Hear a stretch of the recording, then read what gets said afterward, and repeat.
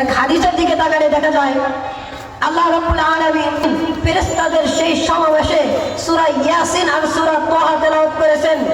আর ফেরেশতারা বলেছেন, বেশাক্তা বলেছেন, ও কতই না ভাগ্যবান ওই সমস্ত জাতি যাদেরকে এই কালামুল্লাহ শরীফ যাদের উপর নাজিল করা হবে। দ্বিতীয়ত বলেছেন, কতই না ভাগ্যবান ওই সমস্ত ব্যক্তি যারা এই কালামুল্লাহ শরীফ পড়তে পারবে। তৃতীয়ত বলেছেন, কতই না ভাগ্যবান ওই সমস্ত ব্যক্তি যারা এই কালামুল্লাহ শরীফ মুখস্থ করে নিজেরকে ধারণ করবে।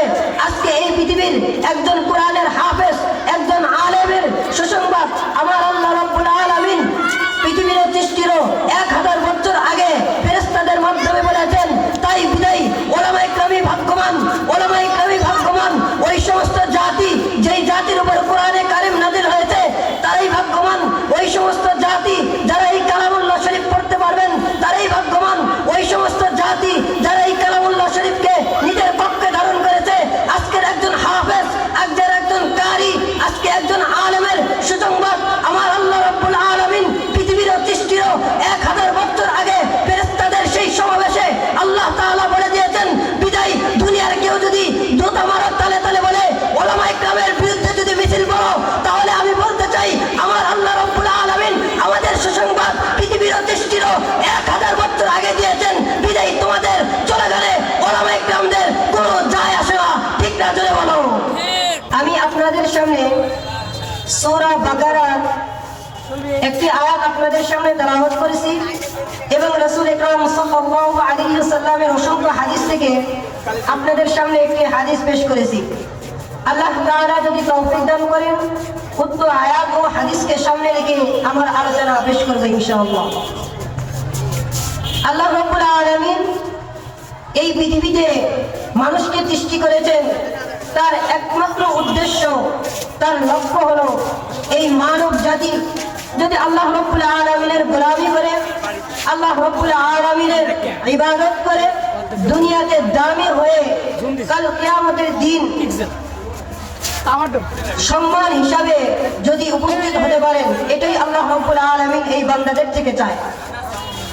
তবে দেখা যায় দুনিয়াতে কিছু কারণে, দুনিয়াতে কিছু সমস্যার কারণে দেখা যায় আজকে মানুষকে মানুষ না মনে করার কারণে আজকে দেখা যায় মানুষ তার দিমাগকে বিলীন করে দেওয়ার জন্য নিজে আল্লাহ রাসূলের গোলামি না করে অন্য নেতা, অন্য মানুষের গোলামি করার কারণে দেখা যায় ওলামায়ে কেরাম, যে ওলামায়ে কেরামের মাধ্যমে যাদেরকে আল্লাহ রাসূল সাল্লাল্লাহু আলাইহি ওয়াসাল্লাম হাদিসের ভিতর বলেছেন, ইন্নাল উলামা ওয়ারাসাতুল আম্বিয়া, নিশ্চয় ওলামায়ে কেরাম নবীদের ওয়ারিস।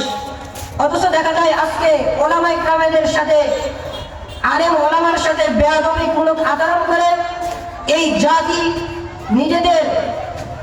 নিজেদের সম্মানকে এই দুনিয়াতে হারিয়ে ফেলছে। এই জাতি ততক্ষণ পর্যন্ত কামিয়াব হতে পারবে না যতক্ষণ পর্যন্ত আমি যেই আহজাবের দ্বারা, যেই বস্তুর দ্বারা আমি উপকৃত হব, ওই বস্তুকে, ওই আহজাবকে আমি নিজের মনে যদি আমি না জায়গা করতে পারি। আজকে দেখা যায় ওলামায়ে কেরামদের সাথে বেয়াদবি করতেছে, ওলামায়ে কেরামের সাথে তারা জুতা মারো তালে তালে এগুলো মিছিল করে। আজকে কিছু মানুষের দালালি করার কারণে আজকে আহলে হক যারা ওলামায়ে কেরাম তাদের সাথে দেখা যায় বেয়াদবি করছে। এটা আল্লাহ রাব্বুল আলামিন ওলামায়ে কেরামের সম্মান, কুরআন ও হাদিস ঘাটলে ওলামায়ে কেরামের সম্মান অগণিত, আয়াত ও হাদিস দ্বারা প্রমাণিত। অথচ দেখা যায় ওলামায়ে কেরামের সাথে বেয়াদবি করে তারা সামনের দিকে অগ্রসর হতে চায়। আসলে ভাই, যদি আমরা ওলামায়ে কেরামকে যদি মূল্যায়ন না করতে পারি তাহলে মূল্যায়ন করার প্রয়োজন নয়, তবে ওলামায়ে কেরামের বিরুদ্ধে আচরণ করা আমাদের জন্য কি উচিত নয়। আল্লাহ রাব্বুল আলামিন বলেন, যে ব্যক্তি ওলামায়ে কেরামের সাথে বেয়াদবি করবে, নবীগণের সাথে বেয়াদবি করবে, তাদের সাথে খারাপ আচরণ করবে, আল্লাহ রাব্বুল আলামিন দুনিয়াতে তাদেরকে অপমানিত, অপদস্থ করবে। এটা হাদিস থেকে পাওয়া যায়।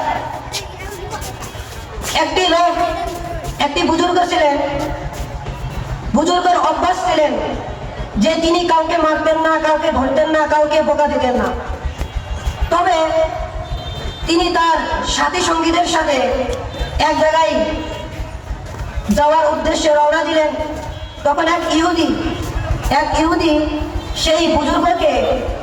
সেই বুজুর্গর শরীরের উপরে ময়লা আবর্জনা ফেলার জন্য একটা ময়লা আবর্জনা তার মাথায় নিয়ে সেই বুজুর্গের উপর ফেলায় তথা বুজুর্গের সাথে বেয়াদবিমূলক আচরণ করে।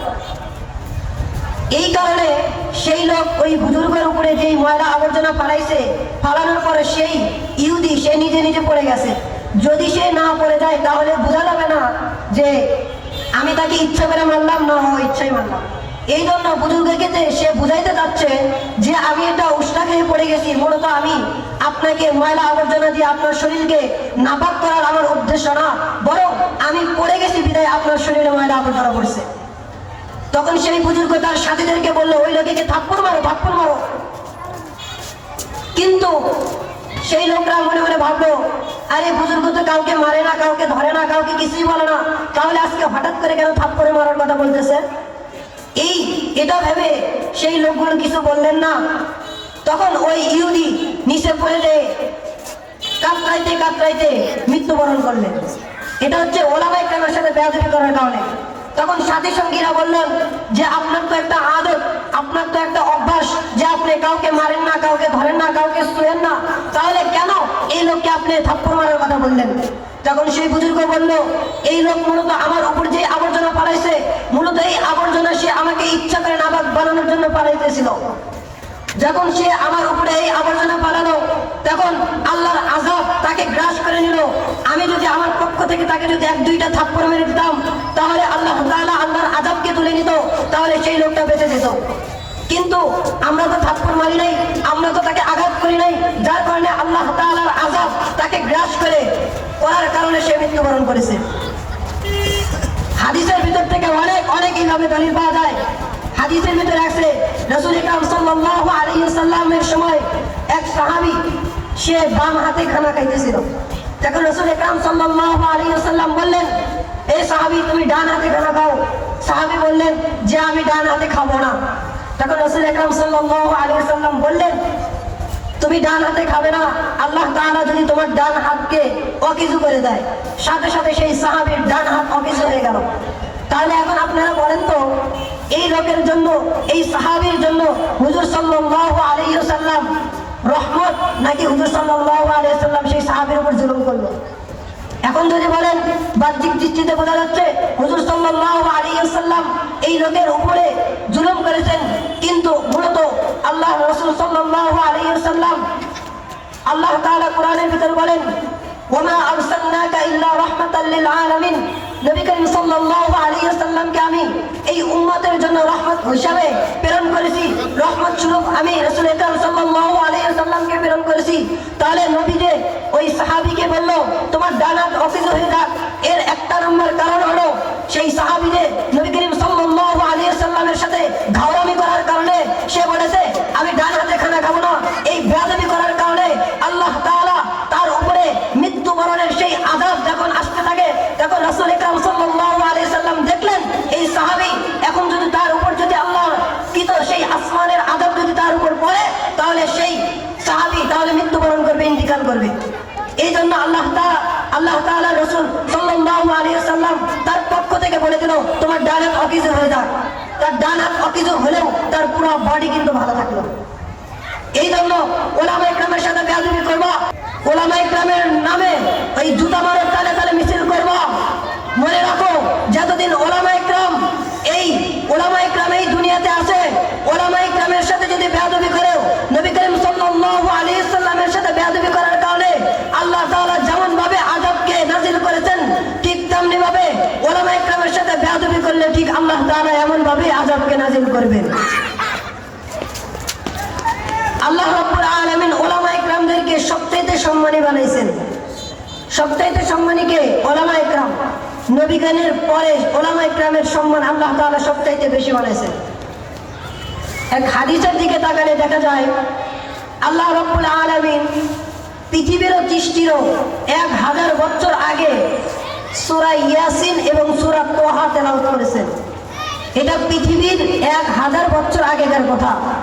পৃথিবীরও 1000 বছর আগে আল্লাহ রাব্বুল আলামিন ফেরেশতাদের সেই সমাবেশে সূরা ইয়াসিন আর সূরা তাহা তেলাওয়াত করেছেন। আর ফেরেশতারা বলেছেন, বেশাক্তা বলেছেন, ও কতই না ভাগ্যবান ওই সমস্ত ব্যক্তি যাদের উপরে, কতই না ভাগ্যবান ওই সমস্ত জাতি যাদেরকে এই কালামুল্লাহ শরীফ যাদের উপর নাজিল করা হবে। দ্বিতীয়তে বলেছেন, কতই না ভাগ্যবান ওই সমস্ত ব্যক্তি যারা এই কালামুল্লাহ শরীফ পড়তে পারবে। তৃতীয়ত বলেছেন, কতই না ভাগ্যবান ওই সমস্ত ব্যক্তি যারা এই কালামুল্লাহ শরীফ মুখস্থ করে নিজের ধারণে, নিজের পক্ষে ধারণ করবে। আজকে এই পৃথিবীর একজন কোরআনের হাফেজ, একজন আলেমের সুসংবাদ আমার আল্লাহ রাব্বুল আলামিন পৃথিবীর সৃষ্টিরও 1000 বছর আগে ফেরেশতাদের মাধ্যমে বলেছেন। তাই বিদায়ী ওলামায়ে কেরামই ভাগ্যবান, ওলামায়ে কেরামই ভাগ্যবান। ওই সমস্ত জাতি, যেই জাতির উপর কোরআনে কারিম নাযিল হয়েছে, তারাই ভাগ্যবান। ওই সমস্ত জাতি যারা এই কালামুল্লাহ শরীফ পড়তে পারবেন, তারাই ভাগ্যবান।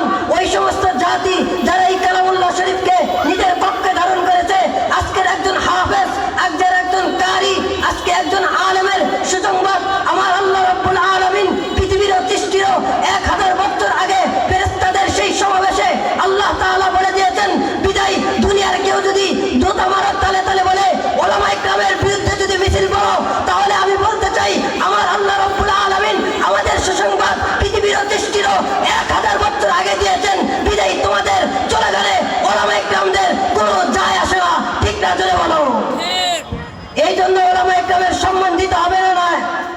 এই জন্য ওলামায়ে কেরামকে যত সম্মান করবা, আল্লাহ রাসূল সাল্লাল্লাহু আলাইহি ওয়াসাল্লামের আদর্শ তার নিজের ভিতর তত আসবে। যদি ওলামায়ে কেরামকে আমরা যদি মাইনাস করি, যদি আল্লাহ রাসূল সাল্লাল্লাহু আলাইহি ওয়াসাল্লামকে আমরা মাইনাস করি, তাহলে এই দুনিয়ার বুকে চলা কি সম্ভব না। এই দুনিয়ার বুকে চলতে হলে ওলামায়ে কেরামকে সামনে রাখতে হবে। হাদিস কোরআন বুঝতে হলে ওলামায়ে কেরামকে সামনে রাখতে হবে। আল্লাহ রাসূল সাল্লাল্লাহু আলাইহি ওয়াসাল্লাম হাদিসের ভিতর বলেন, সবচাইতে কল্যাণময় কারি ওলামায়ে কেরাম। আল্লাহ রাব্বুল আলামিন যার কল্যাণ চায় তাকে ইলম দান করেন। আল্লাহ রাব্বুল আলামিন যার কল্যাণ চায়, যাকে ভালোবাসেন, তাকে কি ইসলামের জ্ঞান তাকে দিয়ে দেন। আল্লাহ রাব্বুল আলামিন আল্লামা মামুনুল হকের কল্যাণ চেয়েছে, বিদায় তাকে ইলম দিয়েছে। আল্লাহ তাআলা ফয়জুল হকের কল্যাণ চেয়েছে, এই জন্য তাকে ইলম দিয়েছে। আল্লাহ তাআলা বাবুনগরীর কল্যাণ চেয়েছে, এই জন্য তাকে ইলম দিয়েছে। আল্লাহ তাআলা ইলম দিয়েছেন।